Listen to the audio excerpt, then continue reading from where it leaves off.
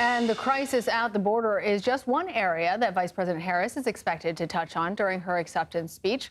Her campaign says that she plans on telling her story of coming from a middle-class neighborhood and her work as a prosecutor before rising to the highest levels of American politics.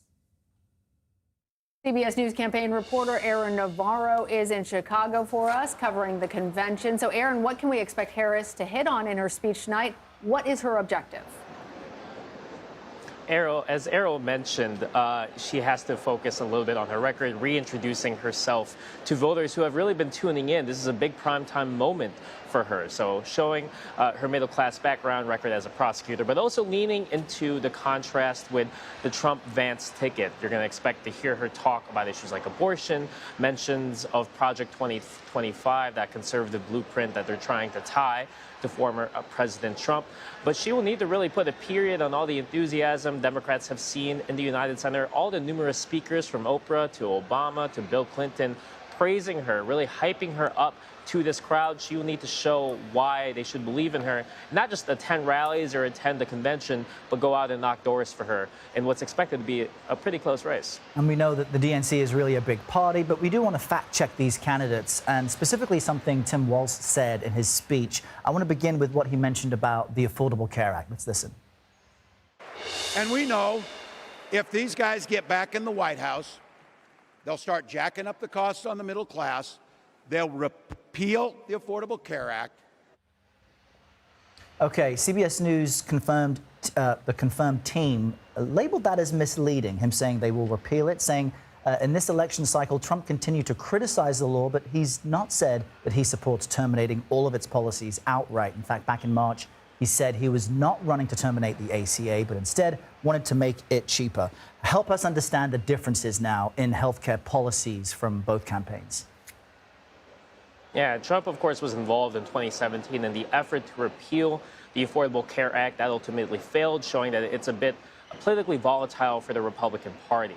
And Trump has kind of learned from that to an extent, saying that he will not, repeal it completely, but wants to replace it with something, quote, cheaper, quote, better. Has not given many specifics yet on what that would look like. Now, Harris has not unveiled an official health care policy plan yet, but from her time as vice president, she's focused on maternal health care as well as women's reproductive rights. That's the big contrast Democrats are leaning into between herself and former President Trump. All right, another fact check, this time Project 2025. Their Project 2025 will make things much, much harder for people who are just trying to live their lives. They spent a lot of time pretending they know nothing about this.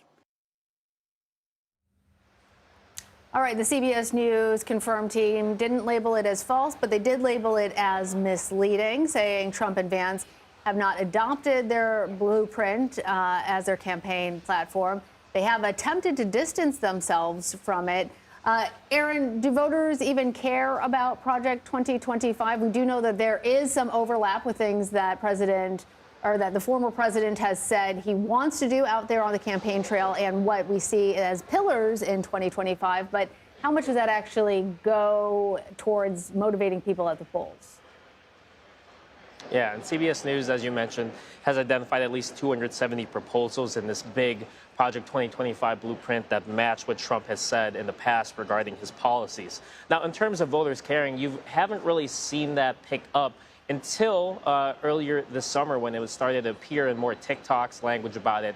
It's more of a tactic to rile the Democratic base up, showing and arguing the threats, the dangers, in their words, that a second Trump presidency would present when it comes to certain rights about abortion, about federal workers potentially being cut in mass numbers. But this is really something to rile the base up. You saw Kenan Thompson from Saturday Night Live hold the big Project 2025 book yesterday on the convention stage and connect with people, kind of trying to illustrate the actual people that will be impacted if these policies are enacted. But so far, it hasn't really shown or hasn't been pitched as a way to get those more moderate independent voters quite yet. And Aaron, probably the most kind of emotive highlight from Walz's speech was the support he was shouting out toward his family, Hope, Gus, and Gwen, his kids and his wife. We saw his son Gus mouthing, "That's my dad," as he was crying with enthusiasm. How exciting was last night for them?